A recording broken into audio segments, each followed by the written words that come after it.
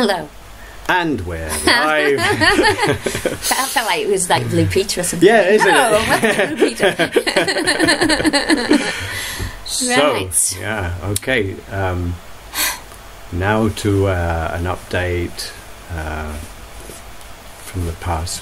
What is today? Well, it's the 21st. It's first day of spring today. Yeah, first day of spring. Is that day 11? That's Are we on day 11? 11. Is it Wednesday or Thursday today? It's Thursday. It's Thursday today, so that's, we set off on a Monday, so that will be Monday, the 7, 8, 9, 10. Is that 10 days then?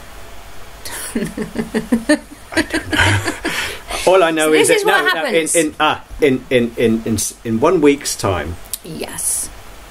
We will arrive in Westminster. Yes, we will. Yes. So Westminster. that's probably 11. Day 11. This is day 11. Yeah. And this is kind of typical of the I'll call it 2 o'clock brain. When you've been walking all day, and I think you probably haven't had enough. Enough that stuff that you eat, food Yes, yeah. to because you're burning it all up in energy, so it's a bit like all your energy goes away from things that don't enable you to walk, i.e. your brain. So huge apologies if some of this is going to sound a bit like we're not. Yeah. We literally just got in and we made exceptionally good time, but we're really tired. Yes. And our feet are very sore, and the accumulation of each day it improves your performance, but you never really have any recovery time. Yeah. And so you'll have to excuse our babblings. But it's been a good day. Today's been in fact, the terrain for a lot of the time has been really difficult walking. We've done an awful lot of uphills, downhills, and I thought really, I know when we did the 500 last year, Yeah. And that was hilly. Yes, yeah, that was Highlands, hilly, that was obviously. the Highlands, yeah. But for some reason, the route we've been taking seems to have just been one of the hilliest routes. Yeah. Probably the frequency in Scotland, the hills tend to be very high and long stretching, and then long stretching back down, whereas south of the border they're a lot smaller but more frequent. And they build all the towns on top of hills. Yes, yeah, and we're wearing backpacks. And this we're time. wearing backpacks. We're wearing yes, backpacks. So it's quite. So. In fact, there was a crisp man today, wasn't there? There was Yes, a crisp man. yes, He was in yeah. a crisp van, and we were walking up this hill, and he actually wound his window down, and he said, "Flippin' heck, you've got some pace getting on. You're getting up this hill faster than me." And he was in a little van, so we got quite a move on today. Yeah, that was, it was impressive. We arrived at least an hour ahead of time. Yeah. Found a few shortcuts. Yeah. But it was predominantly down to pace today. Yeah, I think so. And like I said, we'd been doing so much hill walking that as a straight. I mean, the thing is, and correct me if I'm wrong. I will do. But you generally do. But you tend to struggle more with uphill, whereas I tend to struggle more a bit more with down. I've been carrying a lot of weight with my backpack. It's pretty much twice the size of Wren's. It's got the tent and the camping stuff and such, and it means when I'm going downhill, I have to take the weight, go down in the knee, and the weight is just forced into that. And there was one particular day where I really struggled with that, and it's a lot better now, but I have to be a wee bit cautious about that and apply deep heat and stuff. Whereas with Wren, it's the uphill that but I've learnt a trick today. I learnt a trick today. Yes. I learnt a trick today. It's just stay basically on the flat. It's how in your head. I keep having little mantras in my head. Yes, and yeah. The mantras at one point were quite negative. It was just going, "Oh, this is hard work. This is hard work." But if you just let your body do the work instead of instead of feeling negative about it, then it becomes a lot easier. So you can just keep going instead of having to stop and try and stand up, right? But we've met some good people, haven't we? Yes, I was just going to ask about that. Yeah, what sticks in your mind, the sort of general reception or certain people that we've met? Well, I think what we've tried to do is, as we've come down, we've tried to do the bridges kind of fit for indie thing, except we've been in England, and what we've found as we've gone down is that certainly in Cumbria, North Cumbria and downwards from there, that we got a lot of, it was like being in Scotland. It was but the further down the country we've got, even though the response hasn't been the same, it's still been very positive. But we have had a lot of people, even, I mean, well, they're at halfway, and still, when we got the flags out today, going over the bridge, we were still getting positive response. It's just Saltire flag, and people are really positive. And then we've had some really odd ones, like the lady on there that we met this morning. Yes, she called herself Tinkerbell from Morecambe, who I can't actually say what she gave us a message to take to. That was yesterday. Was it? Yeah, that was yesterday. That was this morning. Yes, it's yesterday. She gave us a message to take down to Theresa May, and I actually can't repeat it, but it was to do with the positioning of her head. And in alignment with an American president's body part, that she should remove it. And she was quite adamant that we make that point very clear. And regardless of what people's sometimes we might not agree politically with what people say, but and they might not always agree with us, but they've generally all been in agreement that they feel that the UK government is in utter chaos, and that Brexit is chaos. So, what was your favourite comment from anybody?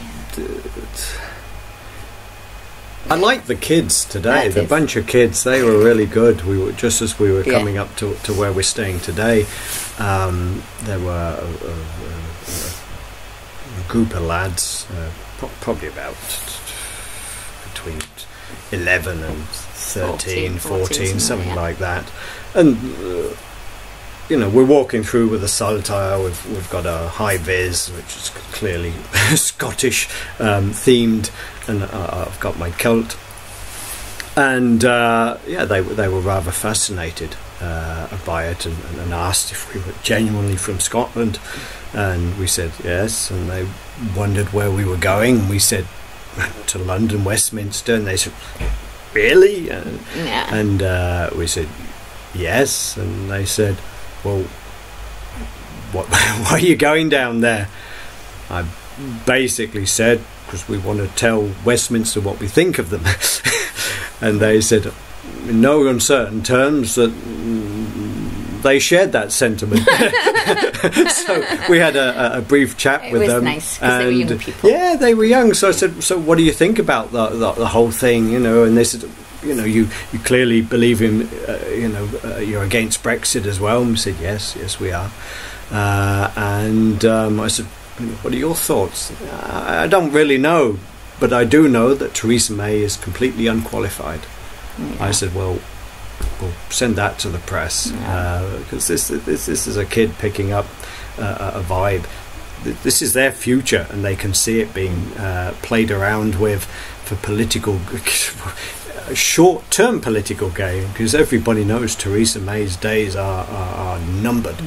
I was going to say, I think one of the things that has come across is that if we have talked about Scotland and Scotland's sovereignty, and what happens, or even though I think a lot of people, it seems not to enter their scope of, I don't want to say reality, but it doesn't. They've either got no idea about Scotland being separate, or if they're politically engaged. We've had a few people down here who've just gone, I can't believe how the SNP are treated in the Houses of Parliament, and they've been quite embarrassed about it, and have acknowledged it's made them embarrassed to be part of that system, which I think that's been, so it's either not engaged at all, or they've got quite a big understanding of it. And and we had that was the woman who said, if take us with you. Yes, there was a woman who said, if you do get your independence, then please take us with you. Or take us back, nice. Wasn't it? Yes, that's right. I mean, you did the 500 mile, the original 500 mile. So did you. Yes, we did. I did. So, I mean, how does this one compare? And what have you gained from the first one, and what has taken you by surprise over this one as opposed to the first? I think the things that have been difficult or different. Sorry, that was Freudian slip. That was you, Karl. No, have been.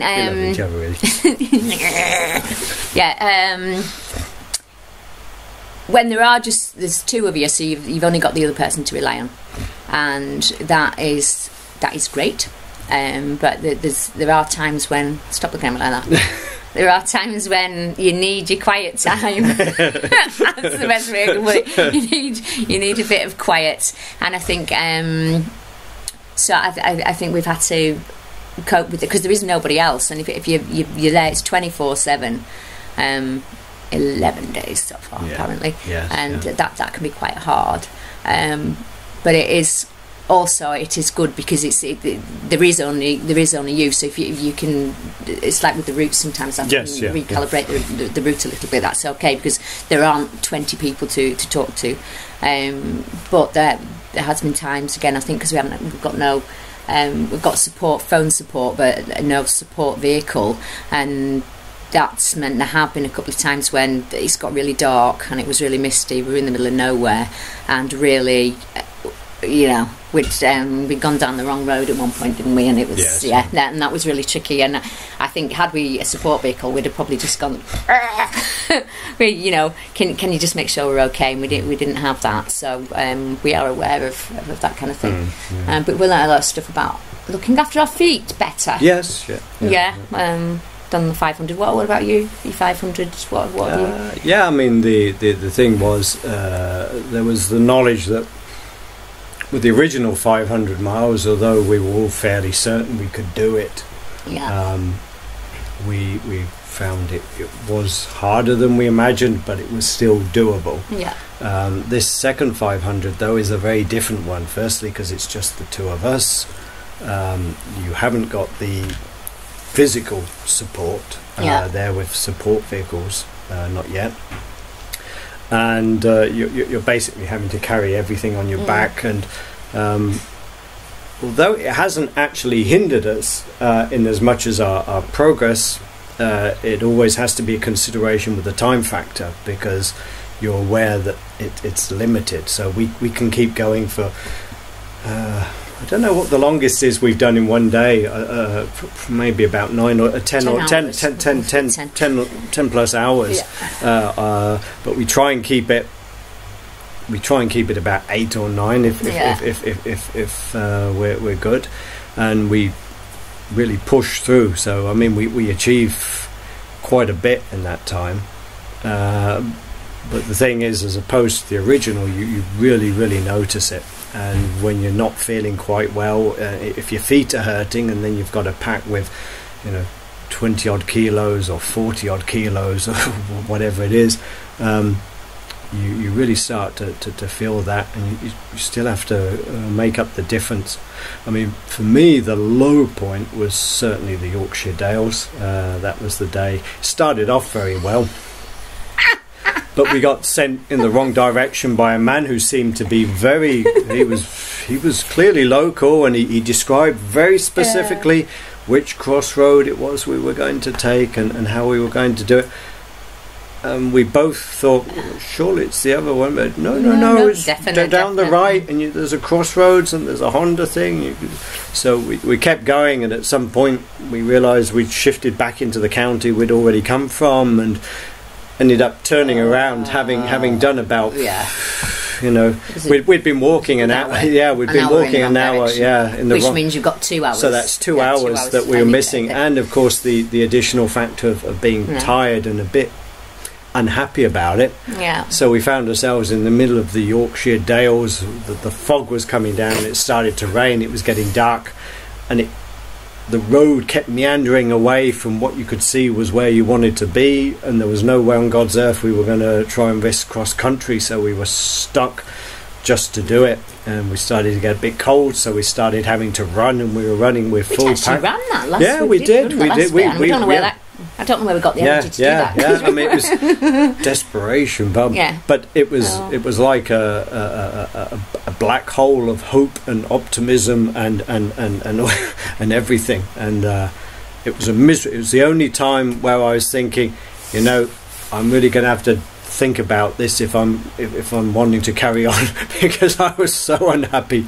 I was so unhappy, but then we got to a pub, and we went in, got a bit warm, had something to drink, sorted out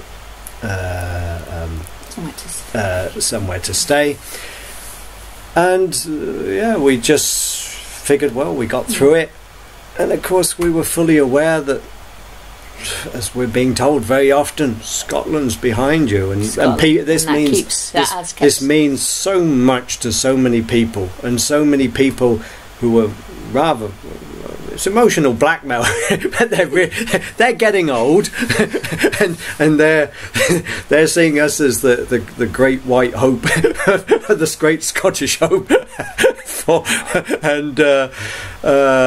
you know, for their grandchildren and everything, and it's that responsibility suddenly takes on a very different weight. It's and you think, okay, let's just... We've got to do it. We've just got to do it. Yeah, we just got to do it. We said we were going to do this, and we are. It's not just about us as much as it's our feet and it's our shoulders, and but what we're doing here is for Scotland and about Scotland. And if we give up, and we're an inspiration for so many people, what does that say about Scotland? And what does that say, you know, to the people that have placed so much hope? And that's... I think the last, because I'm aware, not that we talk a lot or anything, but I did warn you, Cliff.